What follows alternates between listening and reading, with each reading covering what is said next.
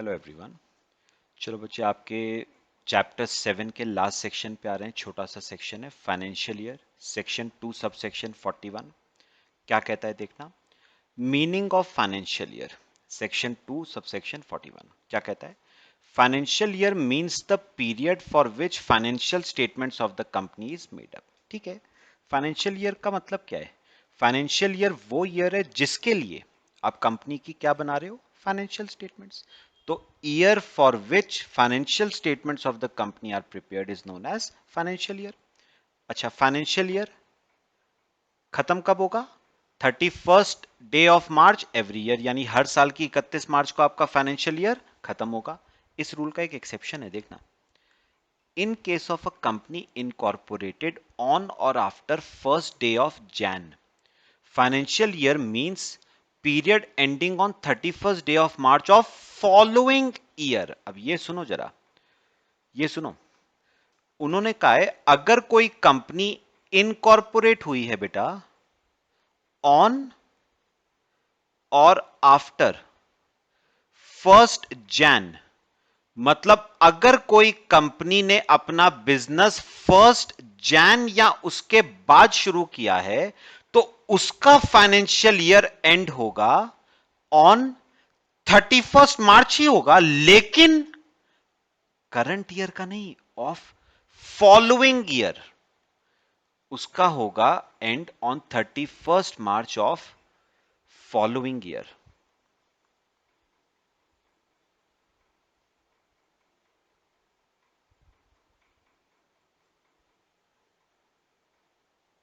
31 March of following year. अच्छा, इसका मैं अगर एक एग्जाम्पल आपको कराऊं तो मुझे बताओ, एक कंपनी, डेट ऑफ इनकॉर्पोरेशन, एक कंपनी इनकॉर्पोरेट हुई 1 जैन 19 को इनकॉर्पोरेट हुई, तो मुझे बताओ कि इसका फाइनेंशियल ईयर एंड कब होगा। एंड ऑफ फाइनेंशियल ईयर, इसका फाइनेंशियल ईयर एंड होगा 31 मार्च ऑफ फॉलोइंग ईयर, मतलब 2020। तो इसका फाइनेंशियल ईयर जो एंड होगा बेटा वो होगा 31 मार्च 2020 को। तो 31 मार्च 19 को एंड नहीं होगा, इसका 31 मार्च 20 को एंड होगा। यानी मैं अगर सिंपल वर्ड्स में बात करूं, इसका ईयर 12 मंथ्स का नहीं होगा, इसका ईयर बेटा 15 मंथ्स का होगा। इस केस में ईयर कितना होगा, 15 मंथ्स का, 12 मंथ्स का नहीं, 15 मंथ्स का। ध्यान रखना, ये रूल कौन सी कंपनीज के लिए है, जिन्होंने अपना बिजनेस 1 जनवरी या उसके बाद शुरू करा है। ठीक है, चलो अगली बात करते हैं। सुनो, a company existing on the commencement of Companies Act shall within 2 years from such commencement align its financial year in accordance with the provisions of clause 41 of section 2। क्या है मैं आपको बताता हूं, मेरी बात सुनो। पता है, कंपनीज एक्ट 2013 आने से पहले, कंपनीज एक्ट 2013 आने से पहले कंपनीज एक्ट 1956 था। और बेटा कंपनीज एक्ट 1956 में ना, कंपनी के ऊपर कोई एक फिक्स्ड चीज गवर्नमेंट ने फिक्स नहीं कर रखी थी। मतलब ना, कंपनी के पास डिस्क्रिशन था। कंपनी अपनी मर्जी से कैलेंडर ईयर को भी अडॉप्ट कर सकती थी और फाइनेंशियल ईयर को भी अडॉप्ट कर सकती थी। जैसे मैं कहना क्या चाह रहा हूं, मेरी बात सुनो। जो पुराना कंपनीज एक्ट था, कंपनीज एक्ट 1956, उसमें बेटा कंपनीज के पास ना ये डिस्क्रिशन थी। क्या डिस्क्रिशन थी, अगर वो कैलेंडर ईयर फॉलो करना चाहती हैं, यानी 1 जैन से लेके 31 दिसंबर तक वो कैलेंडर ईयर फॉलो कर सकती है। और अगर वो फाइनेंशियल ईयर फॉलो करना चाहती है, 1 अप्रैल से 31 मार्च, तो बेटा वो फाइनेंशियल ईयर भी फॉलो कर सकती है। ये उनका डिस्क्रिशन है। तो अगर वो कैलेंडर ईयर फॉलो करना चाहती हैं वो कैलेंडर ईयर कर सकती हैं, वो फाइनेंशियल ईयर फॉलो करना चाहती हैं वो फाइनेंशियल ईयर कर सकती हैं।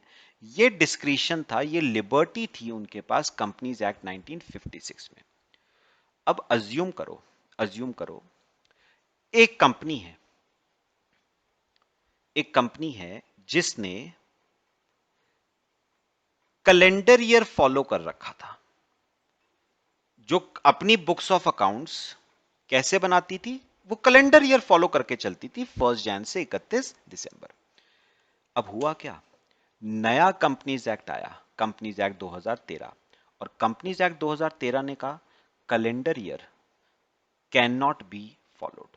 आप कैलेंडर ईयर फॉलो नहीं कर सकते, आपको आपको फाइनेंशियल ईयर ही फॉलो करना पड़ेगा, आपको फाइनेंशियल ईयर ही फॉलो करना पड़ेगा एज पर कंपनीज एक्ट 2013। तो कंपनीज एक्ट 1956 कहता था आप कैलेंडर ईयर फॉलो कर लो, फाइनेंशियल ईयर फॉलो कर लो, आपकी मर्जी। कंपनीज एक्ट 2013 कहता है आपको फाइनेंशियल ईयर ही फॉलो करना पड़ेगा। तो दिक्कत उन कंपनीज को आई जो कंपनीज एक्ट 2013 आने से पहले कैलेंडर ईयर फॉलो करती थी, उन्हें दिक्कत आई। गवर्नमेंट ने कहा, कंपनीज एक्ट 2013 ने कहा हम आपको 2 साल का समय देते हैं। कंपनीज एक्ट 2013 ने कहा हम आपको कितने साल का समय देंगे, हम आपको 2 साल का समय देंगे। ये 2 साल का समय किस चीज के लिए है, आप कैलेंडर ईयर से आप किस पे शिफ्ट हो जाओ, आप कैलेंडर ईयर से आप किस पे शिफ्ट हो जाओ, फाइनेंशियल ईयर पे शिफ्ट हो जाओ। कितने साल का समय दिया गया, 2 साल का समय दिया गया। ये 2 साल का समय बेटा किसने दिया है, कंपनीज एक्ट 2013 ने दिया है कि हम आपको कैलेंडर ईयर से फाइनेंशियल ईयर पे शिफ्ट होने के लिए कितने साल का समय दे रहे हैं, 2 साल का समय दे रहे हैं। तो आप अपनी सारी बुक्स ऑफ अकाउंट्स को अलाइन कर लो अकॉर्डिंग टू फाइनेंशियल ईयर, क्योंकि कैलेंडर ईयर अब नहीं चलेगा। तो आप अपनी बुक्स ऑफ अकाउंट्स को अलाइन करो in accordance with financial year. ठीक है, फिर देखो,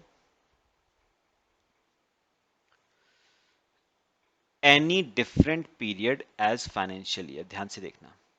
उसने कहा if a company is a holding company और सब्सिडरी और associate company of a company incorporated outside India, it is required to follow a different financial year for consolidation of its accounts outside India. Then central government may on an application made by such company in such form and manner as may be prescribed allow any period as its financial year whether or not that period is a year। मैं आपको समझाता हूँ बेटा, अपना दिक्कत क्या हुई मैं आपको थोड़ा सा समझाता हूँ। यहां पर देखो, अज्यूम करो बेटा एक कंपनी है एक्स लिमिटेड, ठीक है, ये एक फॉरेन कंपनी है, ये एक फॉरेन कंपनी है। फॉरेन कंपनी है मतलब इनकॉर्पोरेटेड आउटसाइड इंडिया है, ठीक है।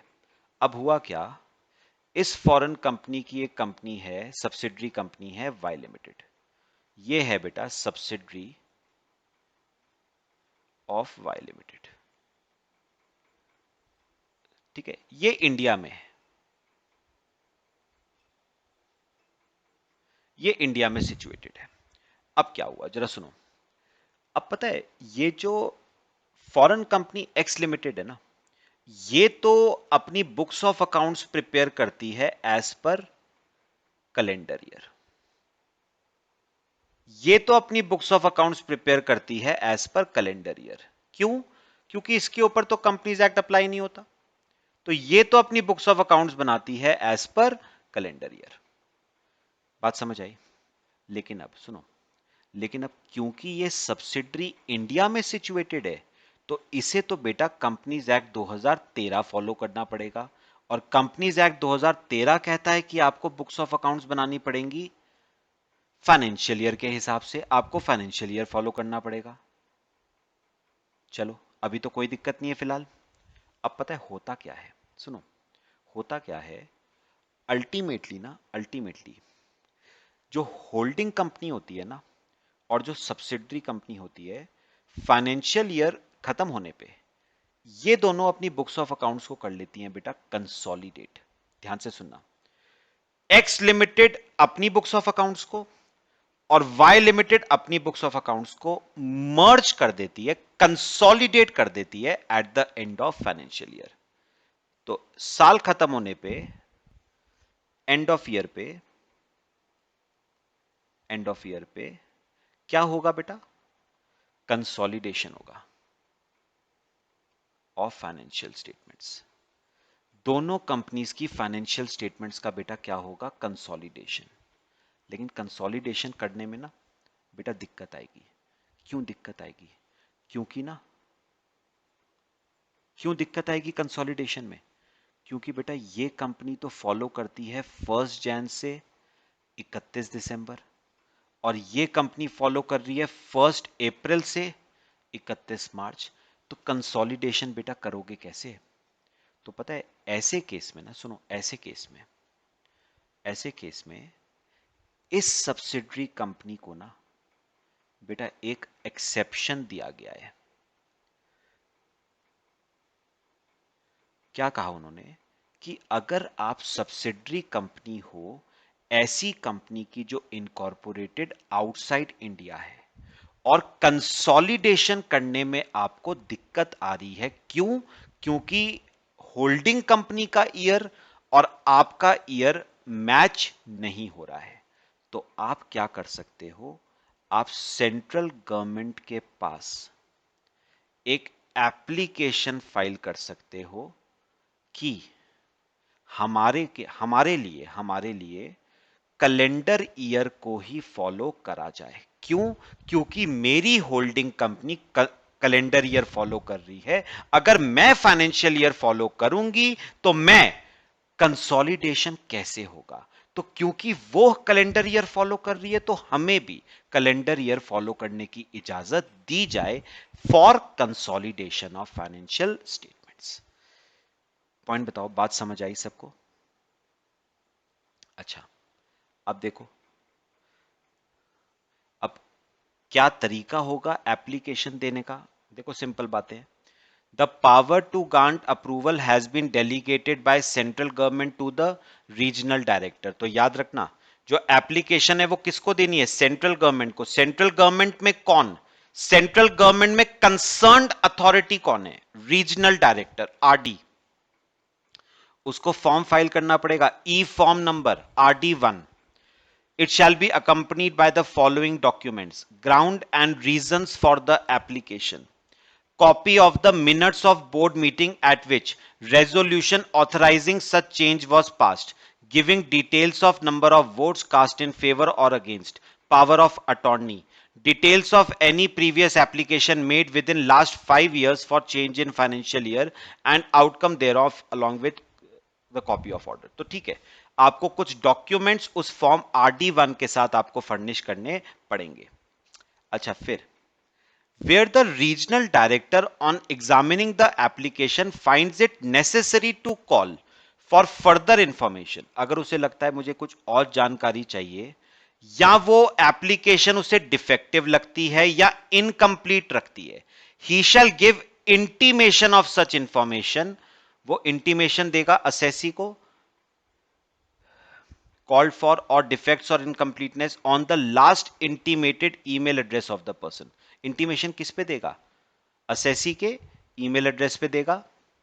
और the company which has filed such application directing the person or the company to furnish such information or to rectify defects और incompleteness or resubmit such application within a period of 15 days. कि भैया 15 दिनों के अंदर अंदर अपने defect को rectify करो और एप्लीकेशन को रीसबमिट करो। फॉर्म नंबर RDGNL 5 में याद रखना 2 रीसबमिशंस ही अलाउड हैं। ठीक है, तो 2 बार ही आप करेक्शंस कर पाओगे, 2 बार ही डिफेक्ट्स को रेक्टिफाई कर पाओगे। Where further information called by regional director is not provided और डिफेक्ट्स और incompleteness is not rectified to the satisfaction of the regional director. The regional director shall reject the application with reasons within 30 days from the date of filing of application or within 30 days from the date of last submission is made. तो 30 दिनों के अंदर अंदर अगर आपने defect को rectify नहीं करा 15 दिनों के अंदर अंदर, तो वो 30 दिनों के अंदर अंदर आपकी एप्लीकेशन को खारिज कर देगा। ठीक है, where the application is found to be in order, मतलब आपकी एप्लीकेशन बिल्कुल सही है तो वो आपको आपकी एप्लीकेशन को एक्सेप्ट कर देगा और ऑर्डर पास कर देगा 30 दिनों के अंदर अंदर। Where no order is passed, आपको अच्छी तरह पता है अगर उसने ऑर्डर पास नहीं करा, ना रिजेक्शन का ना एक्सेप्टेंस का, तो डीम्ड एक्सेप्टेंस मान लिया जाता है, मान लिया जाता है कि उसने आपकी एप्लीकेशन को एक्सेप्ट कर लिया है। ठीक है, the order conveyed by the regional director shall be filed by the company with the registrar in form INC 28 within 30 days from the date of receipt of order. और याद रखना, जो ऑर्डर पास हुआ है, जो RD ने पास किया है, अब कंपनी की ड्यूटी बनती है कि वो अगले 30 दिनों के अंदर अंदर रजिस्ट्रार को फॉर्म नंबर INC 28 के थ्रू उसकी जानकारी दे कि हमारा ईयर अब से फाइनेंशियल ईयर नहीं होगा, कैलेंडर ईयर होगा। ठीक है, तो ये आपका चैप्टर खत्म हो गया। इंपॉर्टेंट चैप्टर है बच्चे एग्जाम पॉइंट ऑफ व्यू से, बाकी हम नेक्स्ट क्लास में डिस्कस करेंगे। Thank you.